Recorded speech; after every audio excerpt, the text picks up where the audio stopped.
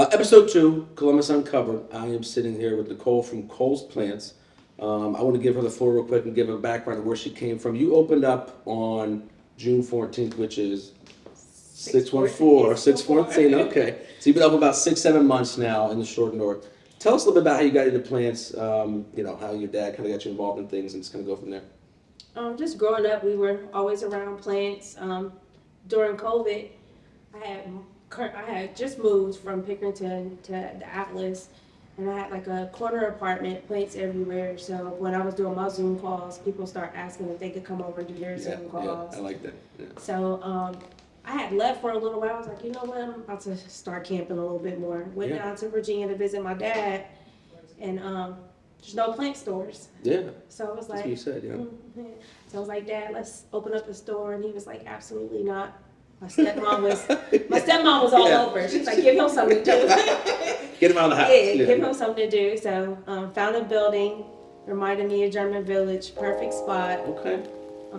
Opened up there. It was like a hobby to start, but then you're like, I can make this a business because I know so much about it. Yeah. Okay.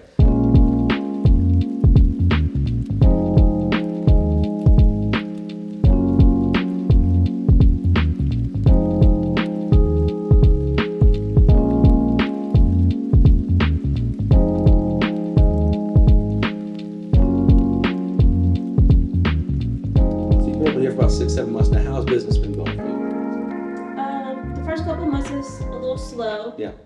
I noticed a lot of people didn't kind of realize we were here. I didn't find the plant community yet. We just started marketing, so it's picking up like crazy. I can't complain.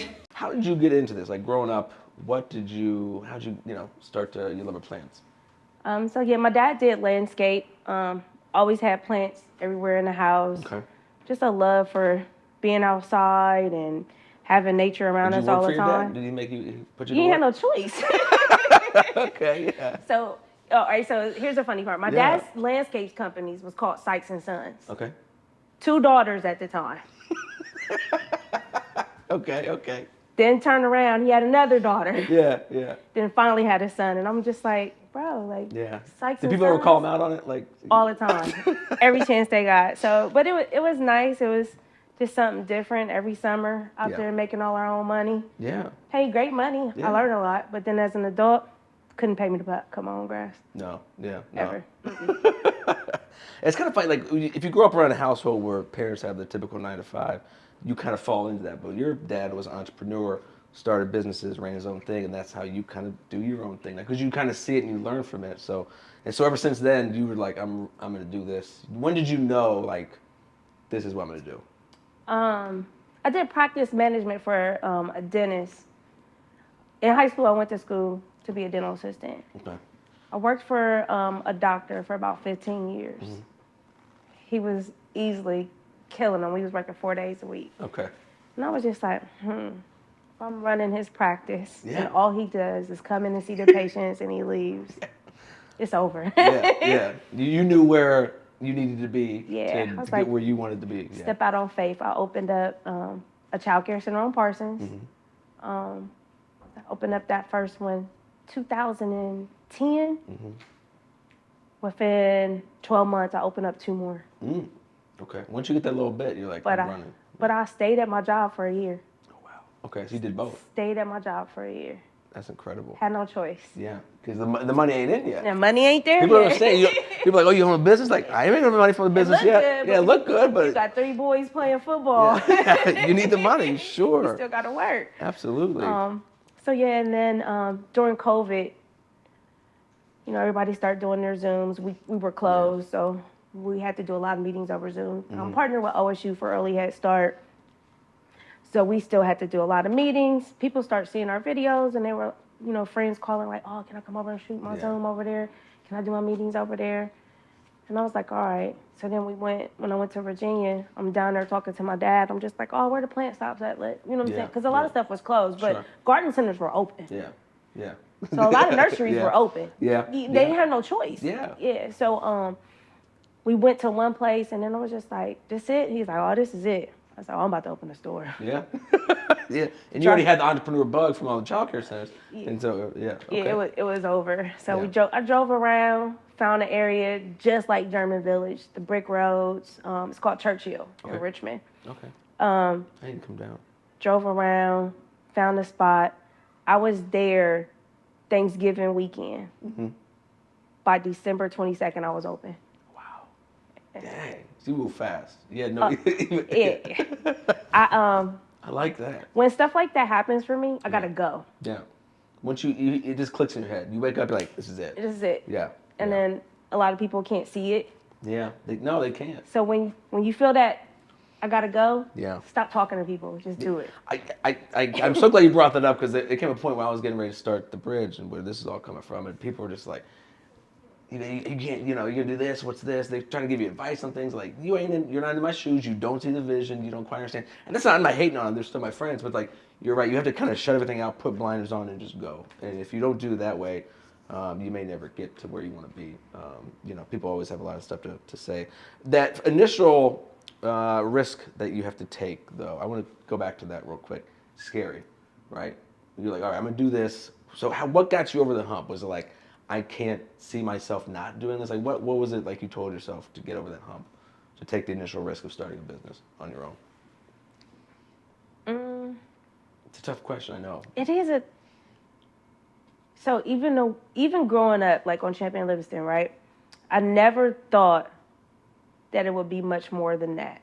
I couldn't see it. Okay. And then I was like, this ain't me. Yeah. Like, this isn't how I want to live. Like, I don't want to stay over here. I don't want to be on Section 8. I don't want to answer to anybody. I don't want to get food stamps and have to report my income. Like, it was just something I couldn't do. Yeah. Yeah. That's strong. So it's more kind of like either you're going to be scared to work for somebody else and live that life or be scared to step out on faith and see what happens. Right. You have one life, so it's like you got two choices. You got two choices. That's it. In America, it's either gonna work or it's not gonna work. But it's not like I don't know how to get a job, so just figure it out. That's what a lot of people say. But I never had a plan B when I first started. I don't have plan B right now. It's like I know I can fall back and make things happen because I believe in myself. But like if you start worrying about plan B and plan C, plan A won't work. It won't work. Because you'll be thinking about, well, if I don't do this, I still got this. And it's like, it won't work. People don't understand. You have to be all in when you're like ready to go. And you say, like, it's either going to work and I might have to tweak it and things might be tight for a little while, but I'd rather be tight and happy. Yeah. Than tight, making money and have a little bit miserable. more, exactly. And then waking up every day like, I don't want to do this again. Or annoyed every time the phone ring, like, keep asking me questions, but it's your job. You want an appointment? I guess. Okay. No, I totally agree. It's I'd rather be the same way, and hopefully you continue to flourish. I love this. Before Will approached me with this, and before I'd walk by a couple times, I never stopped in. I was like, oh, a plant store. I might go in there because before it was. You said Chunky Armadillo? Okay, so people might 8 years. She's here 8 years. So people might know that place. This is now the same spot, so come in and see her and visit. And I think this summer is going to be huge for you. All my friends have plants now. They talk about them. They groom them. They name them. It's like, man, what is going on with this plant business? It's a lifestyle. You don't have to pay nobody to watch the plants. Yeah, it's true. You can leave them alone. Yeah. So, ain't nobody having kids no more. Perfect for me. That's perfect for me, yeah. I know, but it's not good for my other business. It's great for this one, but not too good for the other one. There's a point, when I turned like a certain age, I went from like, I got to be so successful and own everything to being like, as long as I'm healthy, my family's healthy, and I'm happy, and we're okay financially, like that's all that really matters. I don't need to drive the super nice cars anymore. I kind of had that mind shift change, but I've kind of given more to like giving back to people and trying to help people achieve some of their dreams, which makes me happy. How much more growth do you think you're going to have from here? Where are you at with that, and like, where's your mindset, I guess, with business? So the cars and stuff is not like your thing either. No. Nah, I drive a pickup. Yeah. So it's not. I can't. I love that. Listen, I come from nothing, so it ain't no big deal. Same. No, that's fine. I think now I'm just in a space where like my middle son got married a year ago. Yeah. I just want to leave. Yeah. And everybody be good. So like you know what I mean? Like I want to leave something for everybody. So like the struggle is real. Like, all right, you didn't have to walk the way we walk, but you got somewhere to start. So that's my ultimate goal, just to leave things so that like they're just maybe 3 or 4 steps ahead of anyone else. Yeah, the purpose of every generation is to make the next generation better, Yeah. right? In a sense, or at least do something for them. So, summer's. I mean, it's cold right now. Before we know it, we know how time goes. Summer's gonna come up. Gallery hops, sidewalk sales. Do you have anything kind of planned for that, or kind of like, let people know that you're here more than just social media and things like that? No, I haven't planned for Okay. anything yet. No, that's I did. trying to bring it. Yeah. Yeah, Sorry. we reached out to the convention center because I seen that a lot of customers are coming, Yeah. traveling. Okay. So just trying to get the word out at the convention center and getting people to understand that like you can fly with plants. Yeah. So a lot of people don't know that. Like they'll okay. come in and they be like, oh, I want to buy a plant because Yeah. I can't fly with, but you can. Yeah. So They'll fly with dogs though. They'll fly with dogs and cats. They bring those everywhere. Plants are babies too. So. Not real big on events. I'll do a few, but it won't be a lot, to be honest. Yeah. But in the summer, we had the door open. It was great. Like, when that cold weather hit, I seen a little shift. Sure. But I'm starting to see people know that we're here. So people are coming in specifically to come here, Sure. so that feels a little bit better. What do you do for fun in Columbus? Where do you like to hang out at? Because you're busy, but like you gotta have some free time, right? So what do you do for fun? Okay, so don't judge me. No, It's a bar out west called Tabby's.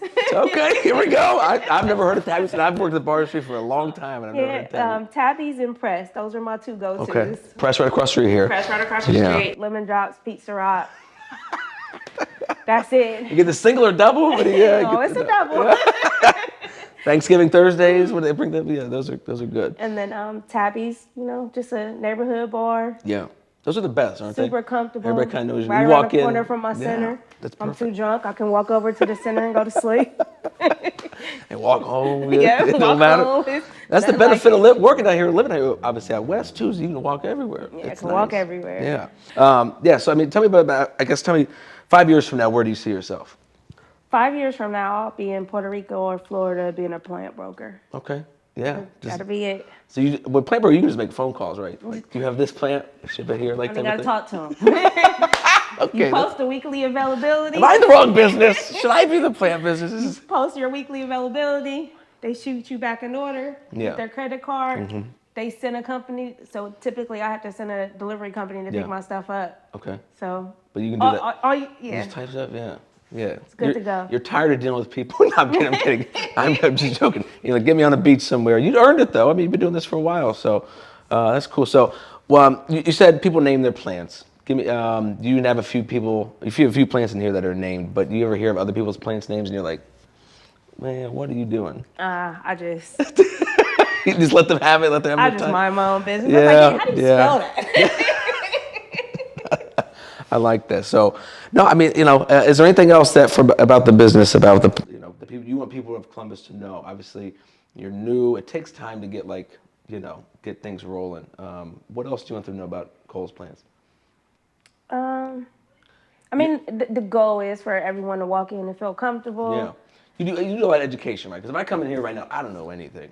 You can educate me on everything, what to do. Oh yeah, for sure. Okay. Me or Ari. Ari's up to speed.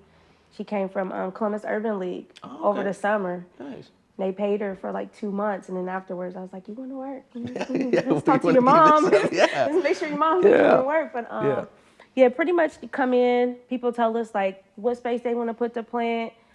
Usually, I'll ask them to send a picture because what they think is low light isn't really low light. Yeah. But yeah, we can help them out. It's no big deal. Did you grow up in Columbus?